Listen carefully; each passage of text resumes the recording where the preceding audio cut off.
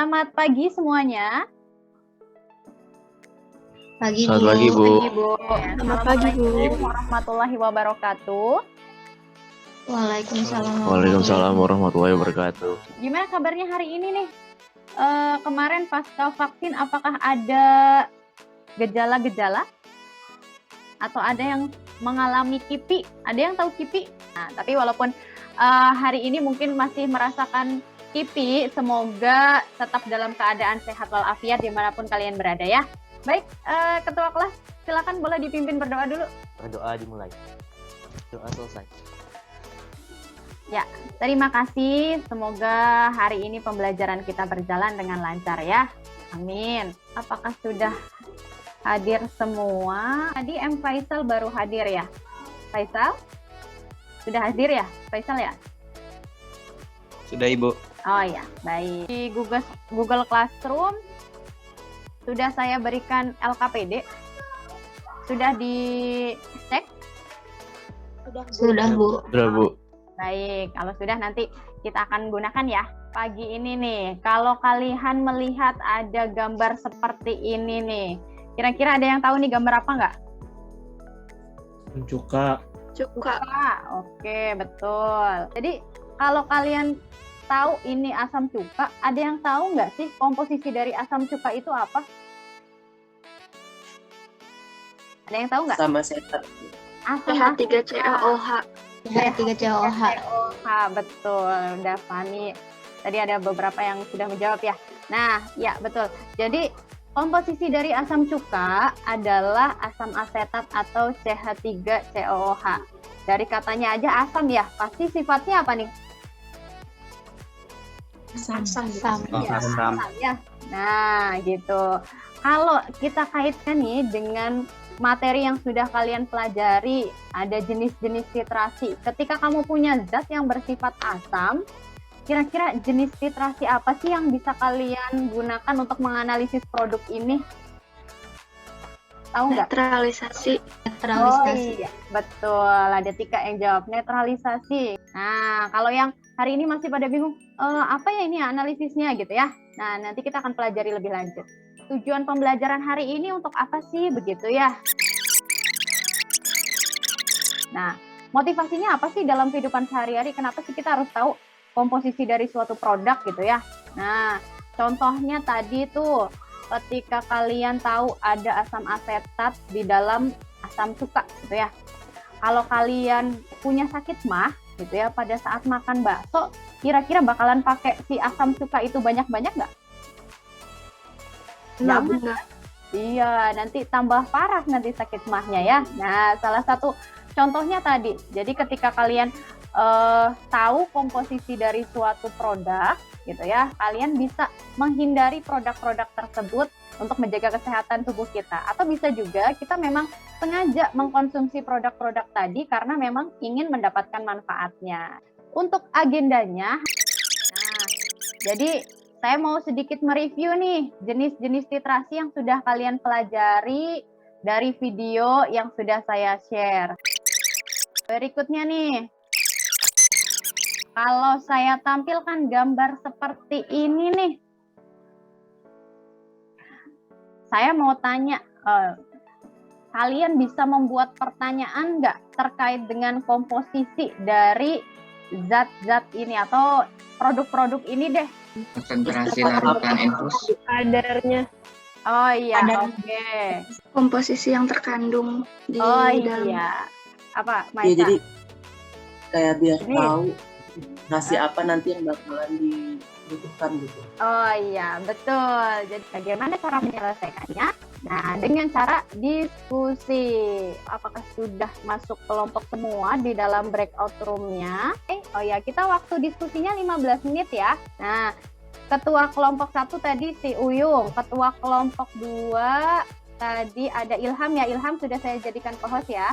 Berikutnya ketua kelompok 3 ada ya Danu. Baru kelompok 4 ada Abid. Nah, baik. Kalau sudah, saya open all room ya. Silakan masuk ke room masing-masing. Record. Dah. Wah, Coba, Udah coba record gimana? belum? ini Udah ada tulisan di record. gua lu nggak apa-apa. Bismillah. Udah ada. Screen Udah dia yang record ininya belum yang sih? LK. Ya, langsung gua Udah. gua share-in aja langsung. LKPD-nya screen ya. ininya ya. Udah Kelihatan dengar nggak? kan? Oh ya. Udah nih. Eh, Kelihatan nggak? Kelihatan. Sebenarnya Iya, gue udah udah dibaca kan deh, materinya. cuman takut Langsung. salah. Itu pernah ada ya? bentar, kita dulu. Volumetric. Masa Iya, terus sifat baiknya soal dan memiliki kemampuan untuk melakukan mengoksidasi. Bahasa Bisa biasa dong.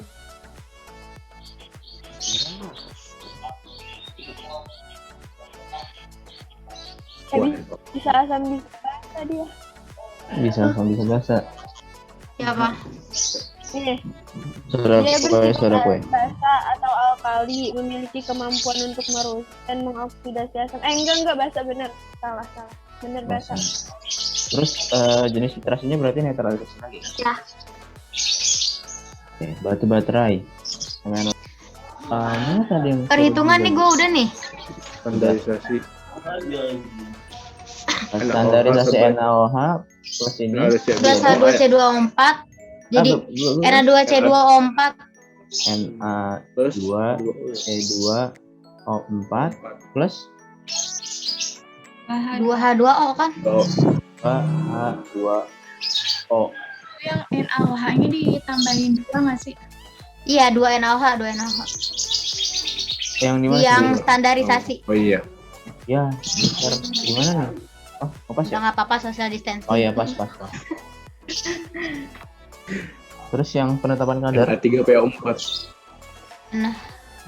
Na3PO4. Lalu ada gak sih? Na3PO4 POO4. Terus Ayo satu mana tadi? H2. H2O dulu aja, nanti kan ditambahin. Ya H2O. H2O. Na-nya berarti 3 ya? 3 NaOH. Tadi yang kalian diskusikan ini ya?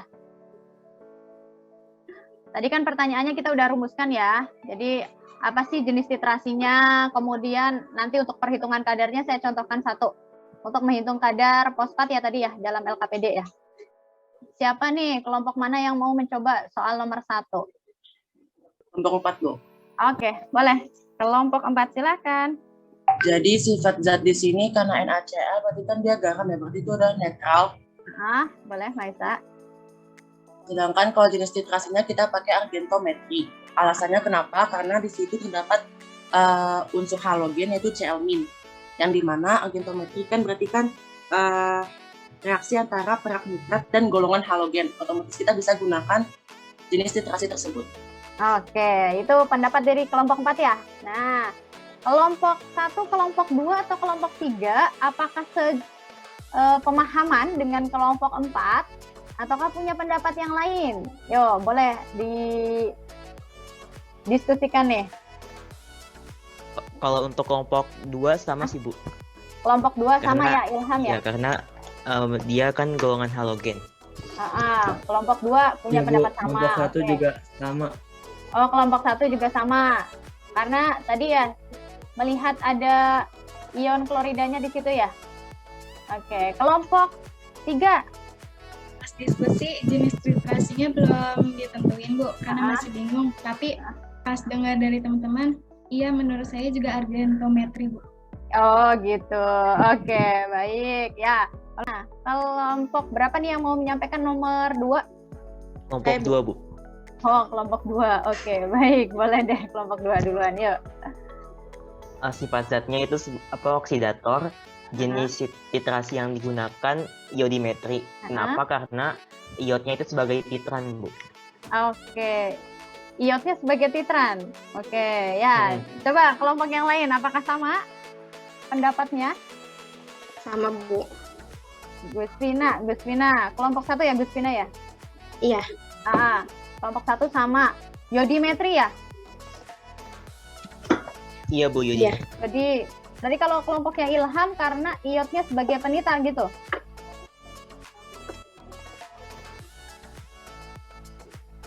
Iya, Bu. Oke. Kelompoknya Mahesa sama kelompoknya Vivi, kelompok 3. Iya Bu, sama Bu. Saya juga Oh, iya. sama Bu. Normalitasnya dapat berapa, Dev? 0,1048 N. Oke. Kadarnya sudah atau belum, Dev? Udah, Bu. Ya, hasilnya berapa? 82,46%. Walaupun kelompok 3 belum menentukan jenis titrasinya. Oke, kita lihat dari ini ya. Sifat zatnya ya. Tadi kalau untuk kelompok 4, kelompok 2 dan kelompok 1 menentukan ini netral, kemudian jenis titrasinya argentometri dan alasannya karena ada ion kloridanya. Oke, untuk soal nomor 1. Oke. Saya kasih jempol buat kelompok 4 dan lain-lain. Oke, ya, oke. Baik. Berikutnya. Alasannya karena iot sebagai penitarnya. Padahal di sini iotnya sebagai kandungannya. Apakah match? Nanti jeruk makan jeruk dong. Kalau yodimetri tadi penitarnya iot. Padahal di sini kandungannya adalah iot juga. Ayo gimana? Ada yang Nanti yang berpendapat? mengandung iotnya, yang Ya. mengandung iotnya ditaruh sebagai titran. Sebagai titrat. Berarti ini sampelnya Berarti I2-nya itu titrat ya Bu, yang di Erlenmeyer. iya betul. Benar. Jadi iotnya ini kan ini sampel nih. Kalian punya produk, ini sampelnya nih. Ini berarti sebagai yang ada di Erlenmeyer apa yang di Burat sih? Erlenmeyer. Erlenmeyer. Berarti iodometri dong Bu. Iya, iya. Tepat gitu ya. Jadi tadi koreksi ya dari Dihar gitu ya. Berarti I2-nya sebagai titrat sehingga dipilihnya adalah jenis titrasi apa tadi? Iodometri gitu ya. Hasil yang tadi gitu ya, yang disampaikan oleh Devi itu yang tepat gitu. 2 digit di belakang koma dan juga 4 digit di belakang koma untuk normalitasnya tepat. Mungkin apa sih yang kita sudah diskusikan tadi? Boleh ada yang mau menyimpulkan? Saya mau, Bu. Boleh, silakan. Dari yang telah diketahui, jenis titrasi dari produk yang telah disampaikan bermacam-macam, tidak hanya satu saja. Di antaranya ada argentometri, netralisasi, permangan altometri, dan juga ionometri. Dan dalam perhitungan standarisasi didapatkan normalitas 0,1048 N dan kadarnya 82 mana sih? 82,46%. Iya, oke. Terima kasih Fani. Sampai di sini kira-kira ada pertanyaan terlebih dahulu nggak? Saya mau bertanya, kalau misalkan suatu zat tersebut itu bisa gak sih Bu kita gunain, itu zat tersebut tuh bisa digunakan di dalam 2 jenis titrasi gitu? Oh, iya. Ada gak Bu? Bisa, betul. Pertanyaannya bagus, Naisa.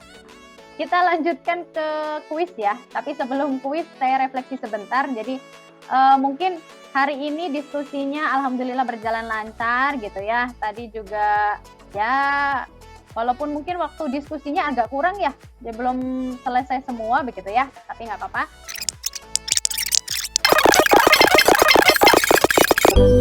Ya.